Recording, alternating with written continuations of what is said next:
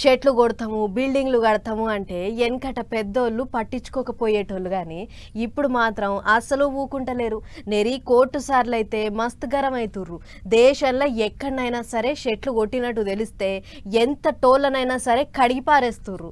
ఇట్లనే కంచగచ్చిపోలి భూములలో షెట్లు నరికేసుడు మీద మళ్ళోసారి గట్టిగా గరవేండు సుప్రీంకోర్టు సార్లు. పాన్రిగ్గా కథ ఏందో చూద్దాం. ఏమన్నా చేసుకోండ్రి ఎట్లన్నా చేసుకోండ్రి గాని చెట్లు నరికితే మాత్రం ఊకునేది లేదంటారు సుప్రీంకోర్టు సార్లు.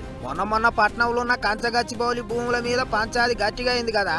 ఇప్పుడు పంచాది సుప్రీంకోర్టులో నడుస్తుంది. ఇప్పటికే ఓసారి చెట్లు కొట్టొద్దు, చెట్లు కొట్టిన వాళ్ళను ఊకి ఇడిచేది లేదని కోర్టు సార్లు గట్టిగానే గరమైండ్రు. ఇప్పుడు గురువారం మళ్ళోసారి ఆ ముచ్చట కోర్టు ముంగట్టుకు వచ్చింది.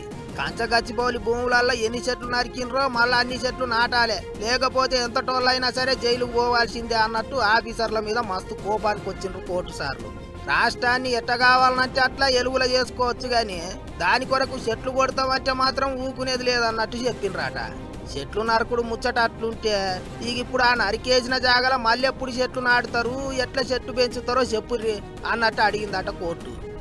ఇప్పటికైతే అక్కడ ఎసోంటి పనులు అయితే లేవు. మొలకలు నాటే ముచ్చట మీద సమాధానం చెప్పనికే జర్ర టైం కావాలి అని సర్కారు తరపు వకీల్ సాబ్ అడిగేటాలకు జూలై 23కు కేసు వాయిదా వేసిండ్రాట.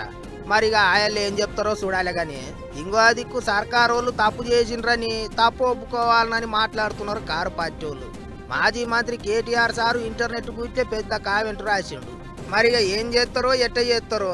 కంచగచ్చిబౌలి భూముల ముచ్చట ముంగడికి పోయినప్పుడల్లా కోర్టు సార్లు ఒక్క తీరుగా కోపానికి వస్తుండ్రు.